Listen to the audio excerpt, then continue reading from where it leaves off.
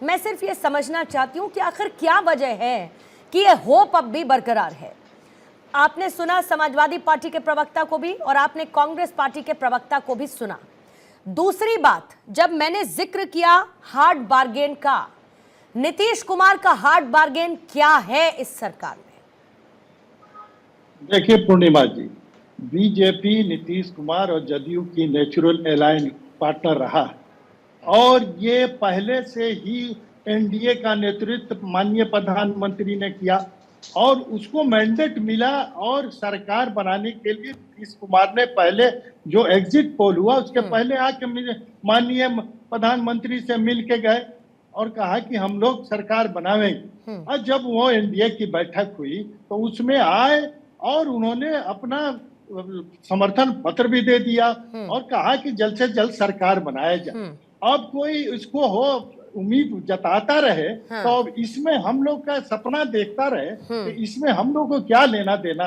हम चाहते हैं कि एनडीए की सरकार, जिस तरह से हमने 10 साल के साथ एनडीए की सरकार में रहे हैं, आगे भी 5 साल हम रहेंगे बेहतरीन तरीके से एनडीए के सरकार में। हमने नहीं, वो बीच में आना जाना हो गया ना नेमतुल्ला साहब, वो बीच में आना जाना हो गया ना, तो इसी वजह से मुझे लगता है कि उम्मीदें भी बढ़ी और कंफ्यूजन भी पैदा हुआ। नहीं, वो एक परिस्थिति बनी थी, उसमें आना जाना हुआ और वो नीतीश कुमार ने पूरा सोचा कि एकजुट करें पूरे इंडिया को, इंडिया के नेताओं को, लेकिन देखे कि ये तो खुद एकजुट नहीं रहेंगे, इनमें वो शक्ति नहीं है जो शक्ति। नेमतुल्ला साहब, सोशल मीडिया पर ना एक जबरदस्त मीम चल रहा है इस वक्त, एक मीम बड़ा सर्कुलेट हो रहा है और दूसरा आपके यहाँ तो जो पोस्टर लगे हुए हैं नीतीश कुमार सबके, वो तो आपको पता ही है, जो पहली बार नहीं लगे हैं, लेकिन सोशल मीडिया पर एक बड़ा जबरदस्त मीम चल रहा है कि अलायंस से अगर नहीं जाते इंडिया अलायंस से नीतीश कुमार, तो आज उनकी जो प्रधानमंत्री बनने की एक प्रबल इच्छा है वो शायद पूरी हो जाती। एक सोशल मीडिया का मीम है सर,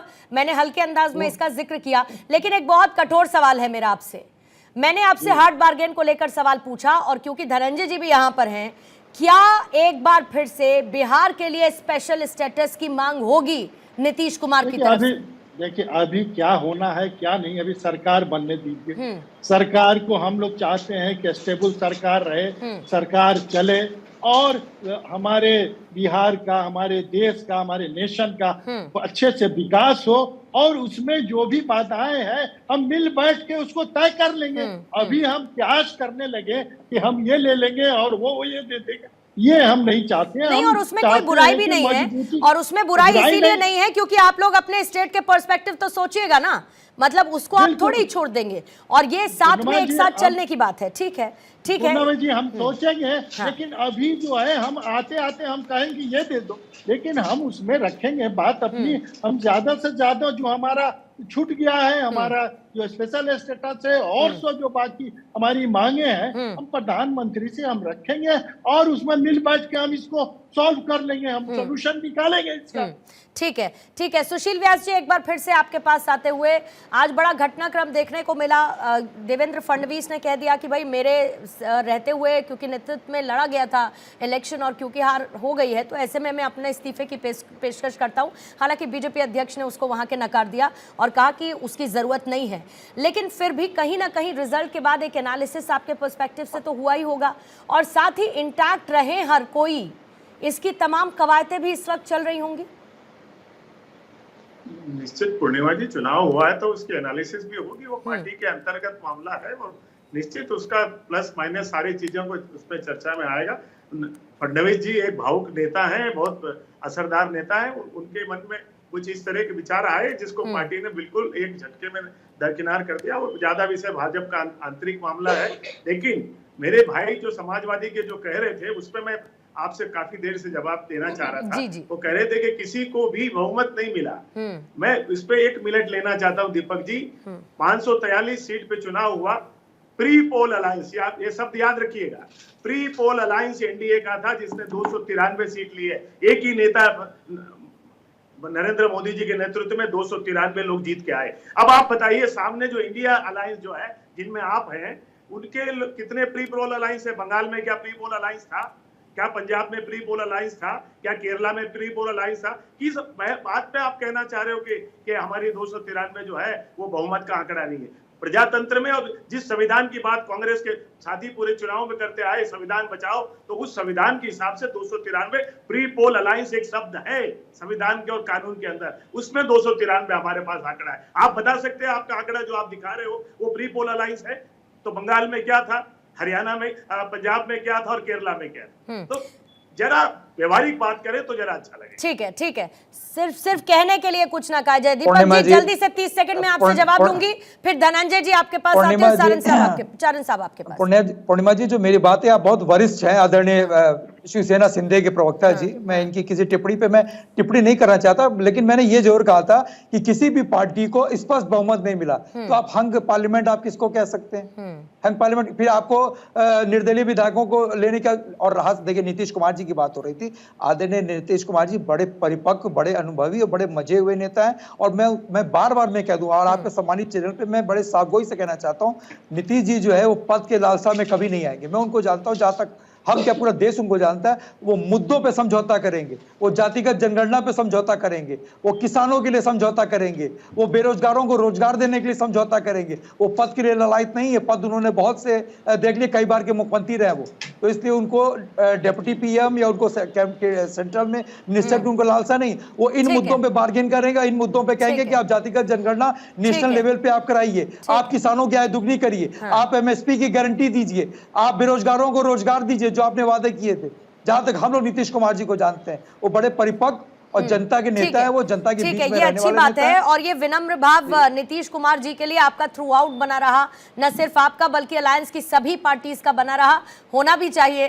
धनंजय जी, इसमें मैंने ऐसा कोई सटायर या कटाक्ष नहीं किया है जो आप मुस्कुरा रहे हैं इस बात पर, लेकिन क्योंकि नेमतुल्लाह साहब ने जो कहा, ये आप ध्यान रखिएगा कि इन बातों का जिक्र होगा, विशेष दर्जे की बात होगी। अभी 10 निर्दलीय जो हैं वो संपर्क में, कई और निर्दलीय संपर्क में आपके हैं। स्ट्रैटेजी यही है कि कैसे भी करके वो जो मेजॉरिटी वाला नंबर है वो क्रॉस हो, सिंगल हैंडेडली। पूर्णिमा जी, दो बातें। पहली बात तो आप दूसरों का सम्मान बाद में करें, पहले जिनके साथ है उनका सम्मान करना जरूरी। आपने कहा कांग्रेस बहुत चालू पार्टी है, इसको वोट मत देना। उन्होंने चिरकुट बिरकुट और तमाम तरह की विसंगति और विद्रुपताओं जिसकी मैं चर्चा नहीं करना चाह रहा था। आप देखिए, दिल्ली में केजरीवाल के साथ यारी और पंजाब में जूता पैजारी। तो ऐसे विद्रुपताओं और विद्रुपताओं के बीच में क्या, और जो बात हंग असेंबली कर रहा था, हंग असेंबली का जस्टिस बोम्बई का जजमेंट है कि जो अगर प्री पोल अलायंस में अगर कंफर्टेबल मेजोरिटी है तो वो उसको हंग नहीं मान सकते। यहाँ तक कि अगर आप पिछले 5 चुनाव पर नजर डालें तो 2019 में जिस पार्टी ने, हमारी ही पार्टी ने सरकार बनाई थी, 182 सीटें थी। अगर 2004 के इलेक्शन पर नजर डालें तो कांग्रेस से सरकार बनाई थी, 145 सीट थी। 2009 में कांग्रेस सरकार बनाई 206 सीट थी। तो इसको हंग असेंबली नहीं कहते हैं, पर बेसिक चीजों को जानना बेहद जरूरी है। ये कंफर्टेबल मेजोरिटी है प्री पोल अलायंस, और दूसरी बात, बिल्कुल इसी को किसी भी एंगल से, और जस्टिस बोम्बई के इसमें बिल्कुल जजमेंट है, इसलिए इसको हंग असेंबली नहीं कर सकते। कंफर्टेबल मेजोरिटी की प्री पोल अलायंस की एक नरेंद्र मोदी के नेतृत्व में एक सरकार बनने जा रही है। लेकिन ये भी है कि मोदी को नया नेता चुन लिया गया है, और फिर आपने ये भी कह दिया है कि उम्मीदों का सूरज फिर से नए क्षितिज पर छाया है, ये आपने कह दिया है। ठीक है, जल्दी से सुमेध चारण जी एक क्लोजिंग कमेंट आपसे लूंगी, फिर उसके बाद मेरे पास समय खत्म है। सर, मैं एक बात धनंजय जी से भी पूछना चाहता हूं कि इन लोग अंडरग्राउंड समझौता है, ये नहीं है, पर मैं इनके आपके चैनल के माध्यम से पूर्णिमा जी इनसे पूछना चाहता हूं, क्या इन्होंने आज सोशल मीडिया पे जो वायरल हो रखा है कि चंद्रबाबू नायडू जी को कितनी गाली दी, नीतीश कुमार जी को कितनी गाली दी, आज उनकी गालियां क्या वापस लेने को स्वीकार करेंगे?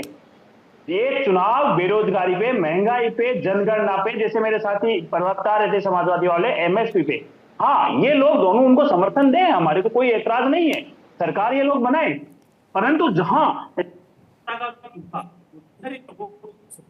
हमारा यही। ठीक है धनंजय जी, मेरे पास समय खत्म है, वरना आपका जवाब ले लेती, लेकिन मैं 1 सेकंड कर रहा हूँ। अच्छा, बोल दीजिए सर। एक मीम आज देखे रहे होंगे आपकी, बहुत वायरल हो रहा है। लखनऊ में कांग्रेस कार्यालय के बाहर महिलाएं लाइन में लगी हुई है कि उनको 1-1 लाख रुपया 5 तारीख को खटाखट देने के लिए कहा। चलिए कोई बात नहीं, अब क्योंकि सरकार बनाने की तैयारी है सुमेध चारण जी, चलिए अब इंतजार करते हैं कि बस अब सब कुछ खटाखट हो जाए